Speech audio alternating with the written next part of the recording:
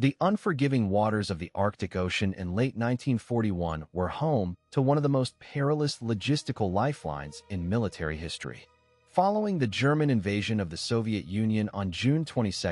1941, the Red Army suffered staggering losses in men, material, and industrial territory, threatening the complete collapse of the Soviet state. As the Wehrmacht surged toward Leningrad, Moscow, and Kiev, Joseph Stalin made frantic appeals to Winston Churchill and Franklin D. Roosevelt for immediate technical and military assistance. While the vast distances of the Pacific Ocean and the undeveloped routes of the Trans-Iranian Corridor lay months away from high-capacity operations, the Arctic route emerged as the fastest and most direct corridor to supply the desperate defenders of the Soviet heartland. Dropping anchor in the port of Arkhangelsk on August 31,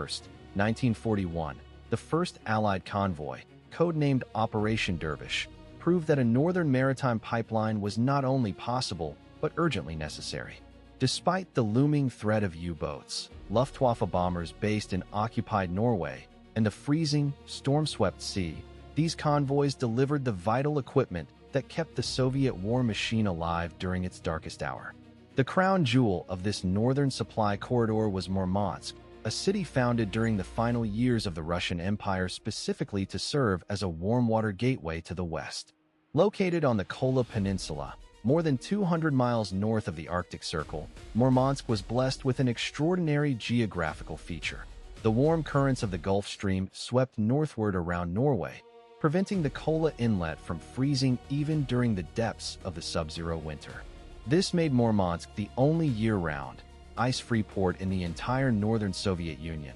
contrasting sharply with Arkhangelsk, which was choked by thick pack ice for nearly 6 months of the year and required constant, grueling operations by heavy icebreakers. From this remote outpost, the dual-track Murmansk Railway snaked southward across nearly 1,000 miles of swamp, rock, and forest, linking the Arctic docks directly to the industrial networks of Leningrad and Moscow. To understand the failure of the historical German offensive in the Arctic, one must examine the grueling operational environment that confronted the soldiers of Mountain Corps Norway. Launched on June 29, 1941, Operation Plattenfuchs, the direct assault on Murmansk, was led by General Eduard Dietl, a highly decorated veteran of the Narvik campaign and a personal favorite of Adolf Hitler. Dietl's force consisted of the 2nd and 3rd Mountain Divisions, comprised of highly trained Austrian and Bavarian mountain troops who were experts in alpine warfare but entirely unprepared for the flat, featureless, and swampy tundra of the Kola Peninsula. The German planning staff in Berlin, operating with maps that dated back to the Russian Empire and lacked any topographical detail, assumed that the tundra would behave like the hard, rocky alpine slopes of Central Europe. Instead, they discovered a wilderness of deep bogs, massive boulder fields, and dense dwarf birch forests, interspersed with hundreds of fast-flowing glacial rivers and lakes that were not marked on any map. The primary enemy of the German advance was not the Red Army, but the complete absence of roads, a logistical nightmare known in German military records as Wegebau. There were no paved surfaces, dirt tracks, or even horse trails connecting the Finnish-Norwegian border to the Kola Inlet, meaning that every bullet, ration, and gallon of fuel had to be carried forward on the backs of infantrymen, loaded onto pack mules, or dragged through the mud on specialized light carts. As the mountain divisions pushed eastward, they had to construct their own roads behind them, laying down miles of corduroy timber tracks, known as cordal wedge, through the swamps using local pine forests. This labor-intensive task fell upon the infantry combat units themselves, as Hitler had refused to allocate dedicated engineering battalions or organization-tote construction units to the far northern theater. The lack of supply lines severely restricted the movement of Dietl's heavy artillery, leaving his troops to assault fortified Soviet positions with only light mortars and machine guns, while the Soviet defenders were backed by heavy coastal batteries and naval guns from the Northern Fleet. On the other side of the Litsa River, the Soviet 14th Rifle Division and specialized naval infantry brigades, supported by the British Royal Navy's submarines and aircraft from HMS Argus, mounted a ferocious defense of their sovereign soil. The Red Army took full advantage of the terrain, carving deep bunkers and defensive trenches into the solid granite hills, creating a series of interlocking fire zones that stalled the German advance. Furthermore, the Soviet Northern Fleet, utilizing its absolute naval superiority in the Kola coastal waters, repeatedly launched amphibious flanking operations behind the German lines, landing naval infantry detachments that severed Dietl's tenuous supply lines and forced him to divert valuable combat troops to rear area security. By late September 1941, the German offensive had ground to a complete, exhausting halt along the rocky banks of the Litza River, creating a static front that would not move for the next 3 years. Dietl's elite Gebirgsjäger had suffered over 10,000 casualties in a futile battle against geography, leaving Murmansk open, the railway intact, and the Arctic Lend-Lease pipeline flowing freely.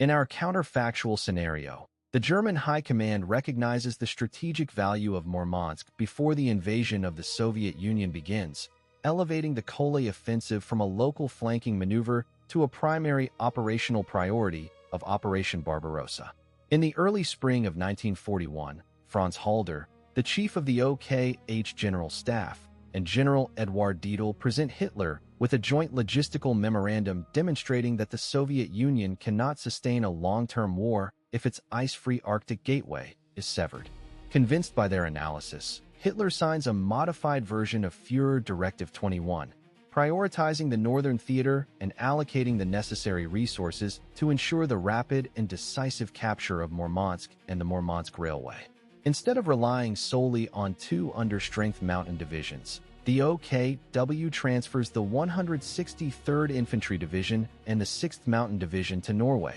along with 20 dedicated construction battalions from the National Labor Service, or Riksarbeidsdienst, and the elite organization TOT. These specialized engineering formations are equipped with heavy bulldozers, rock-crushing machinery, and portable steel bridging equipment, arriving in Kirkens and Petsamo weeks before the commencement of hostilities. Rather than expecting the combat troops to construct their own supply routes, the engineers work around the clock to lay down a high-capacity, dual-lane gravel highway, dubbed the Kola, directly behind the advancing front, keeping pace with the lead elements of Mountain Corps Norway. At the same time, the Luftwaffe's Luftflotte 5, historically starved of modern aircraft in the far north, is reinforced with 2 additional fighter wings of Messerschmitt Bf 109 fighters and a specialized wing of Junkers 87 Stuka dive bombers. This allows the Germans to establish absolute air superiority over the Kola Peninsula, neutralizing the Soviet Northern Fleet's ability to conduct amphibious flanking maneuvers and systematically destroying the coastal fortifications protecting the approaches to Murmansk. The logistical overhaul also addresses the critical shortage of transport vehicles by introducing thousands of specialized track tractors, Swedish-designed snowmobiles, and heavy all-terrain trucks capable of navigating the swampy tundra. This ensures that Dietl's divisions are constantly supplied with heavy artillery ammunition, engineering equipment, and winterized clothing, allowing them to maintain a high operational tempo that historically was impossible. By shifting the strategic focus of the Northern Campaign from defensive protection of the Petsamo nickel mines to aggressive logistical strangulation, the German High Command transforms the Kola front from an isolated stalemate into an industrial-scale military engine, poised to strike a fatal blow against the Soviet Union's primary northern artery. Armed with an industrial logistical tail and backed by absolute air superiority, Dietl's reinforced Mountain Corps Norway launches its offensive on June 29, 1941, with unprecedented power and speed. The Junkers 87 Stuka dive bombers of Luftflotte 5 sweep across the Litza River, systematically obliterating the Soviet 14th Rifle Division's concrete bunkers and crushing the heavy coastal batteries before they can open fire on the advancing German infantry. With engineering battalions rapidly throwing pontoon bridges across the swift glacial currents and heavy bulldozers clearing paths through the granite boulder fields, the German mountain troops bypassed the historical bottleneck of the Litza front, executing a massive double envelopment that traps the Soviet defenders against the freezing waters of the Barents Sea. By late July, the roadless tundra has been conquered by German steel and sweat, as the newly built Kola allows motorized supply columns to roll smoothly to the front lines, delivering tons of high-explosive artillery shells and fresh combat replacements. As the Soviet defense collapses, the 2nd and 3rd Mountain Divisions press eastward, storming the outer defenses of Murmansk by mid-August 1941, weeks before the arrival of the first historical Allied convoys. The city, subject to relentless aerial bombardment that has reduced its wooden harbor structures to ashes, is formally surrendered after a brutal, house-to-house battle in which the Soviet garrison is systematically pushed into the sea. With Murmansk in German hands, the Kola inlet is closed to Western shipping, and the massive port facilities are converted into a heavily fortified German naval and air base, housing U-boat wolf packs and torpedo bombers that can hunt Allied shipping across the entire Barents Sea. Simultaneously, the 163rd Infantry Division, advancing from the south along the Finnish border, achieves a spectacular breakthrough at Salla, linking up with Salasvuo's Finnish III Corps to capture the critical railway junction of Kandalaksha on the shores of the White Sea.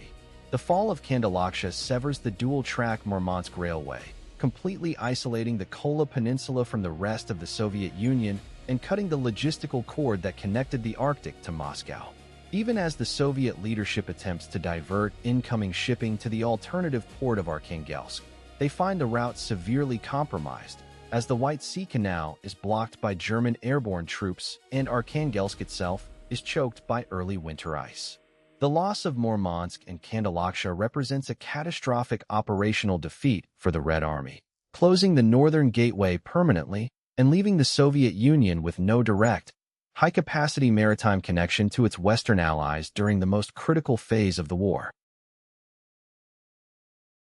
The downstream strategic consequences of the Arctic Lend-Lease cut are felt almost immediately on the snow-covered battlefields defending Moscow in November and December 1941. In the historical timeline, the Soviet Western Front under General Georgy Zhukov was saved from imminent destruction by the arrival of several hundred British Valentine and Matilda tanks, along with hundreds of Hurricane fighters, which were delivered via the early Arctic convoys and rushed directly from the Murmansk docks to the front lines. During the critical weeks of Operation Typhoon, when Soviet domestic tank production was at its absolute lowest due to the chaotic evacuation of Ural factories, these British-supplied vehicles constituted up to 40% of the medium and heavy tank strength in the Soviet tank brigades defending the immediate approaches to the capital. Without this vital injection of Western armor, the overstretched Soviet lines would have been depleted of their primary tactical reserves, leaving Zhukov with no means to counter the armored thrusts of Guderian's 2nd Panzer Army